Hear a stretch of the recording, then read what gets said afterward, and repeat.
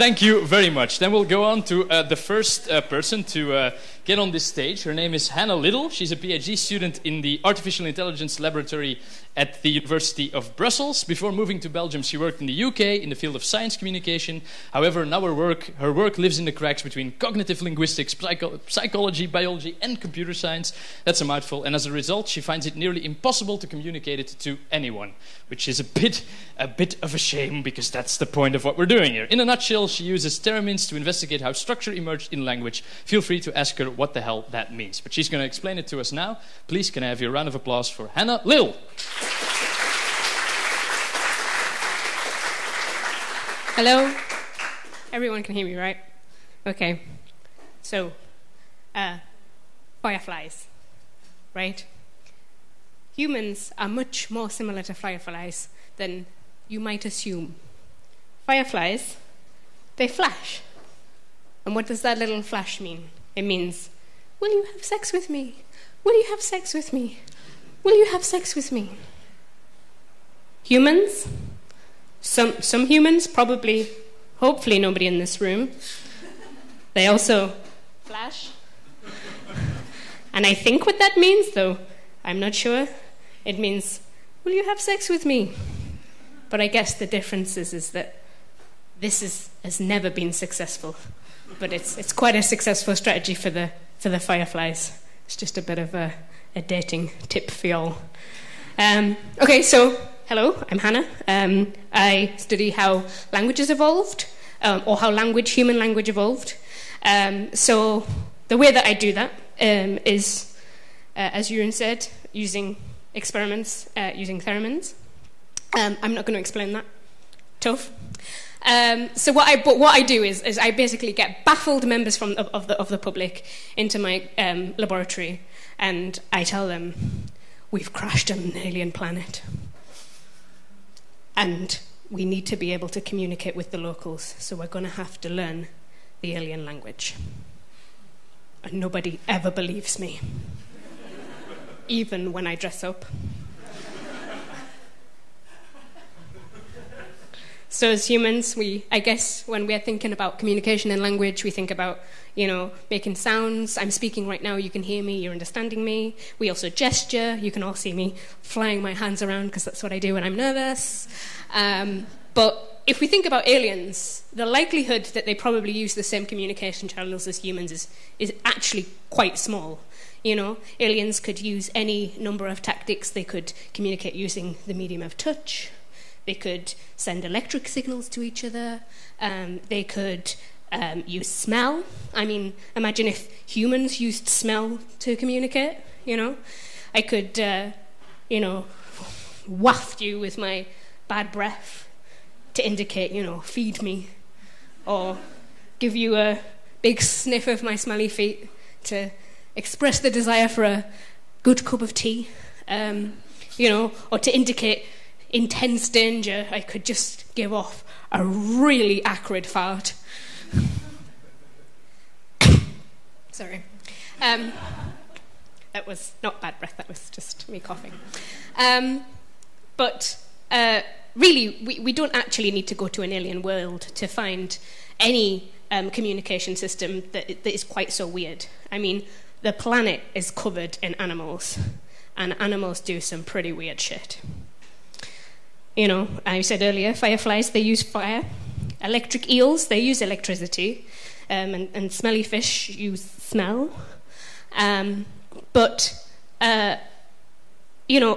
Basically, most animals communicate, and the complexity with which their communication system works is basically in direct correlation with the complexity of their needs and desires. Whales, for example, they are a very simple creature. Sperm whales in particular, they have a unique song. Each sperm whale has their own song that is just theirs. No other whale has it. And basically, what that song expresses for each whale is, I am me, this is me, I am here, and I am me. Me. Sometimes I just wander around my own house when I'm on my own and sing that to myself. It's That's quite reassuring. Naked mole rats, they're slightly more complex in their needs. I don't know if anybody knows what a naked mole rat is. I wasn't allowed to have pictures in this presentation. But basically, if you just imagine what a penis would look like, but with teeth, like, they're hideous. But they like to communicate where they are. Like, I am me. They like to say that. But also, they like to communicate about food. Where's the food? Very important. But what's interesting is that naked mole rat communicates by seismic communication. So that literally means that they communicate using earthquakes.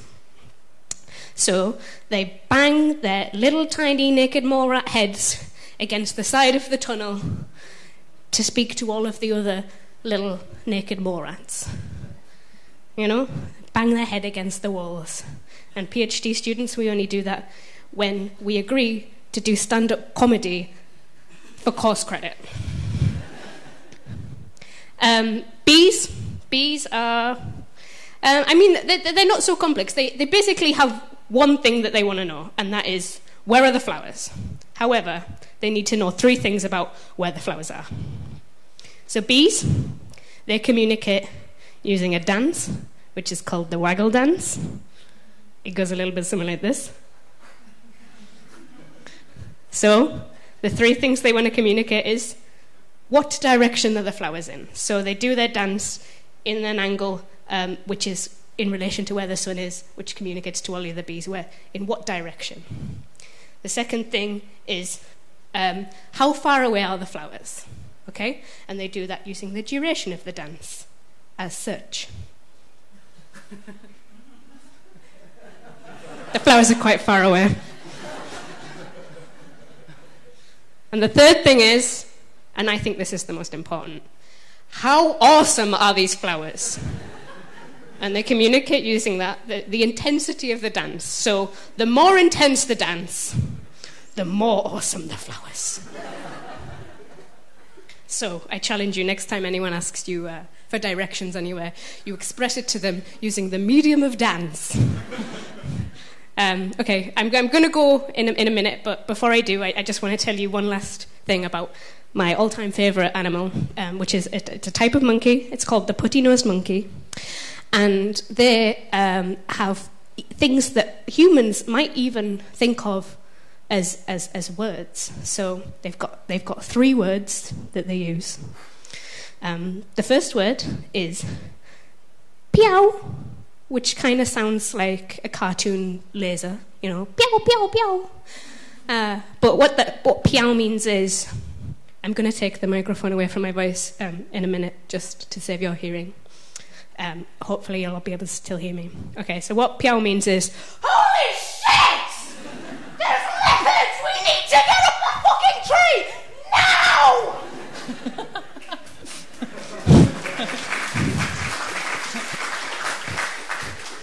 The second word is hack. Hack, hack, hack, hack. What that means is, holy shit! There's eagles! We need to get down the tree! Right fucking now! I'm just slavering all over myself. And the third word is peow hack.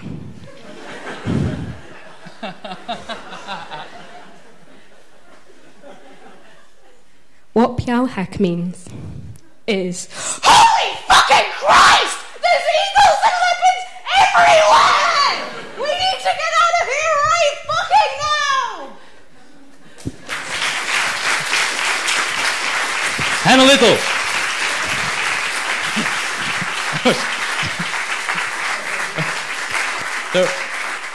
So some animals communicate by smell. I think the whole audience is trying to communicate with me now. Actually, I had a moth in my room yesterday, and I think the only thing that moths think is, oh, a light, I'm gonna bang my head against it. Bam! Bam! This is great! Bam! Bam! Or flies trying to get through a glass window. I'm gonna fly right through that. Bam! Maybe it'll work this time. Bam! Now, no, it'll definitely work this time. And that 50 times in a row until I can't sleep. That's how my night was. Okay, great. So we had one great presentation from Hannah. Can I have a round of applause again? That was really, that was, as she would describe it herself, that was great.